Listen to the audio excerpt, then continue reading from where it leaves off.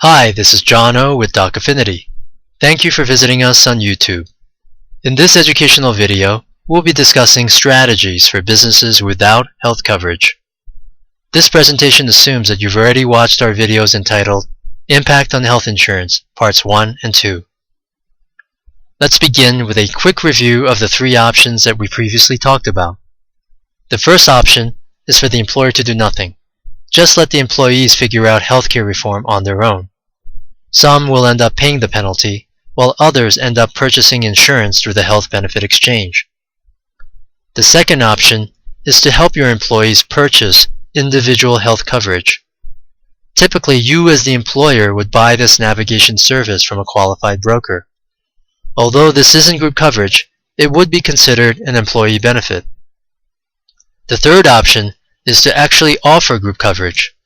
With the health benefit exchange, key restrictions no longer apply. For example, the employer can pay little or nothing toward the premiums.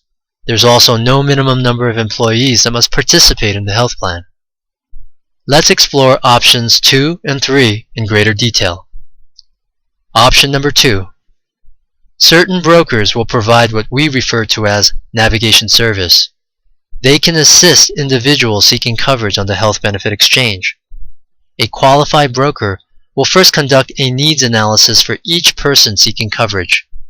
The broker will want to understand the projected healthcare usage as well as any important provider relationships that the individual may have.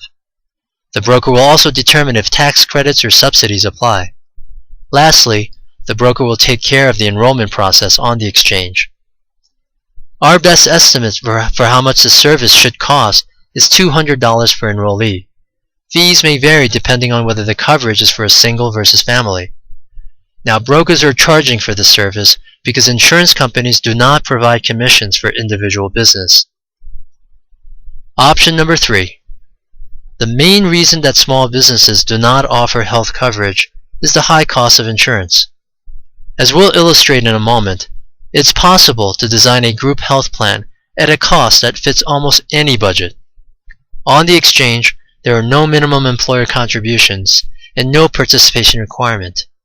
These two factors allow small businesses to offer group coverage at an affordable cost. Let's take a look at a couple of approaches. The first approach is to make modest contributions to premiums. In our example, the employer contributes $100 per month per employee. The flat contribution amount is an option on the health benefit exchange. Very few employees may take up this coverage, but given that there's no participation requirement, this is not a problem. Note that the $100 contribution is fully tax deductible. The net cost to the employer is likely to be less than $60.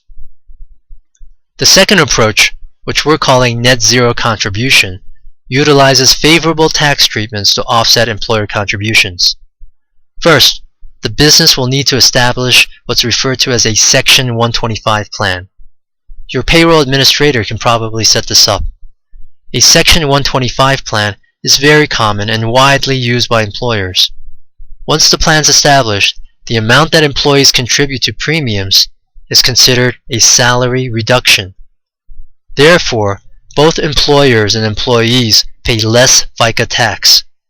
The bottom line, the employer can contribute over 7% to premiums without incurring any additional costs. Let's run through the math. In our example, we have an employee making a salary of $5,000 per month. Premiums cost $500 per month. By setting up a Section 125 plan, the employee's contribution to premiums is not subject to tax, both federal and FICA. As a result, the employee saves $152 per month in taxes. The cost of insurance to the employee is a little over $300, although the premium is $500. Note, we didn't factor state and local taxes into our calculation, so actual savings are even more favorable.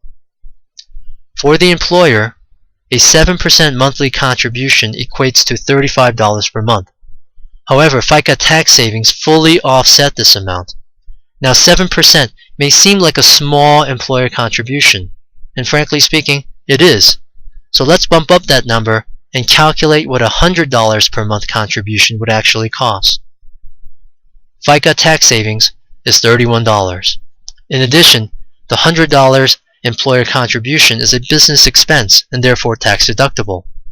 At the federal level, we assumed a 33% marginal tax rate. We assumed a combined state and local tax rate of 10%.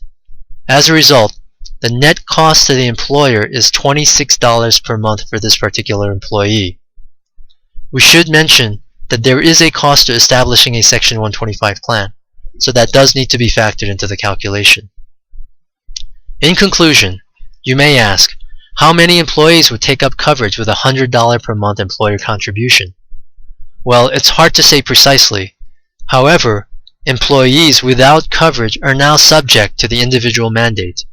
They have three choices: A. Pay the penalty, B. Buy individual coverage, or C. Participate in a group plan. For some people, participating in a group plan may be the most attractive option. We've gone through the math, but to summarize, with the health benefit exchange, small businesses can now establish group coverage at an affordable cost. If you would like some assistance in designing your health plan, we're here to help. Thanks a lot for your attention, and please consider leaving a comment. We appreciate the feedback.